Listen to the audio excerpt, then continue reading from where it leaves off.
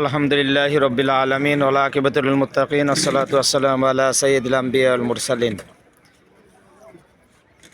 আলহামদুলিল্লাহ, আল্লাহ পাক রব্বুল ইজ্জাতের দরবারে শুকরিয়া আদায় করি যে মহান রব্বুল আলমিন আমাদেরকে আজকের আমাদের প্রিয় নবীজি জনাবে মুহাম্মদুর রাসূলুল্লাহ সাল্লাল্লাহু আলাইহি ওয়াসাল্লামের জন্মস্থান মক্কাতুল মুকাররমা, যেই স্থানে নবীজি জন্মগ্রহণ করেছেন সেই ঘরের পাশে আসার তৌফিক দান করলেন। এজন্য আমরা শুকরিয়াতান বলি আলহামদুলিল্লাহ। আমার সামনে যেই ঘরটা দেখতেছেন এই ঘরেই আল্লাহর নবী হুজুর পাক সাল্লাল্লাহু আলাইহি ওয়াসাল্লাম তাশরিফ এনেছেন।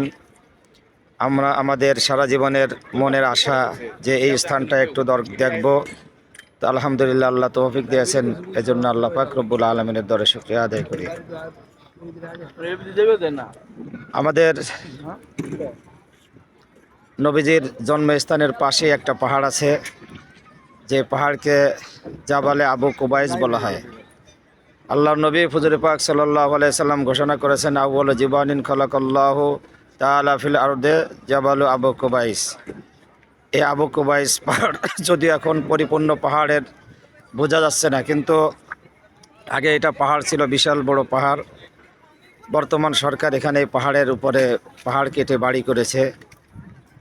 হ্যাঁ, এই জন্য এই পাহাড়ের স্মৃতি হচ্ছে পৃথিবীর সর্বপ্রথম পাহাড়। এই পাহাড়ের পাশে কাফেররা নবীজির কাছে প্রশ্ন করেছিল, আকাশের চন্দ্র যদি তুমি দুই খণ্ড করতে পারো মুহাম্মদ, তোমার ধর্ম গ্রহণ করব। তো আল্লাহর নবী হুজুর পাক সাল্লাল্লাহু আলাইহি সাল্লাম আঙ্গুলের ইশারা দিয়েছিলেন। তো আঙ্গুলের ইশারায় চাঁদ দুই টুকরো হয়, এক টুকরা এই জাবালে আবু কুবাইসের বাম পাশে চলে যায়, আর এক অংশ ডান পাশে চলে যায়। সমস্ত কাফেররা তারা দেখলো, তারা বলতেছিল, মোহাম্মদ জানতাম এতদিন তুমি দুনিয়ার পরে জমিনের পরে তুমি এই জাদু করো, এখন তো তুমি আসমানেও জাদু করা শুরু করেছো, নাউজুবিল্লাহ। তো সেই পাহাড় আমি আপনাদেরকে দেখাচ্ছি।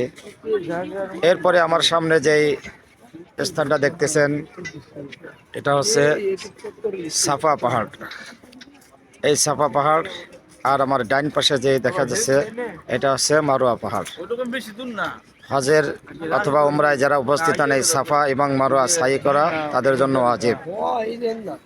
আর আমার সামনে যেই বিল্ডিংটা আপনারা দেখতেছেন, এই বিল্ডিংটা হচ্ছে আবু জাহেলের বাড়ি।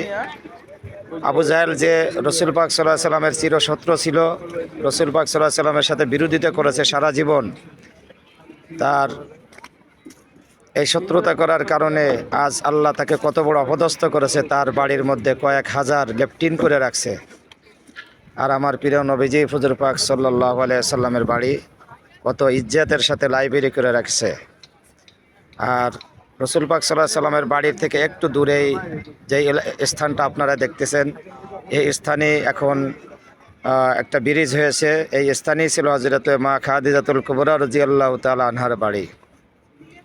তো আমি একই সাথে আপনাদেরকে কয়েকটা জিনিসই দেখাইলাম। এক নম্বরে আমার নবীজি হুজুর পাক সাল্লাল্লাহু আলাইহি ওয়াসাল্লামের জন্মস্থান, দ্বিতীয় নম্বর হচ্ছে জাবালে আবু কুবাইস, তৃতীয় নম্বর হচ্ছে আমার সামনে সাফা পাহাড়, তৃতীয় নম্বর হচ্ছে, চতুর্থ নম্বর হচ্ছে মারোয়া পাহাড়, পঞ্চম নম্বর হচ্ছে এখানে হযরত মা খাদিজাতুল কুবরা রাদিয়াল্লাহু তাআলা আনহার বাড়ি। হাজার হাজার উমরা পালনকারীরা তারা আসতেছেন এই সমস্ত নবীজি হুজুর পাক সাল্লাল্লাহু আলাইহি সাল্লামের স্মৃতি বিজড়িত স্থান তারা দেখতেছেন। যদি এখন ঘরের কাছে যাওয়া নিষেধ, এজন্য আমিও যেতে পারলাম না, আপনাদেরকে সুন্দরভাবে দেখাইতে আমি সক্ষম হই নাই।